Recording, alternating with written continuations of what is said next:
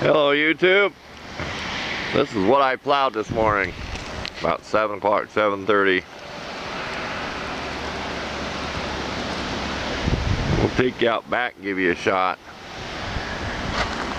I was plowing through snowdrifts over here that was 2 foot deep. It's starting to fill back in there again. That was 2 foot. Now it's about 1 foot. Just get out of the garage back there. And it's still snowing and blowing. We'll give you a shot what it looks like out in my backyard.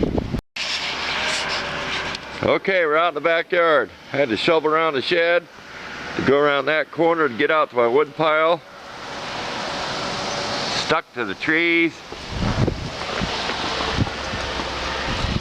How much is up on top of there? They said about 4 inches, but I'm wondering what it really was. Because you look down at that table right there, it looks like about 5 to me. 6 possibly. So, there's what it looks like out here.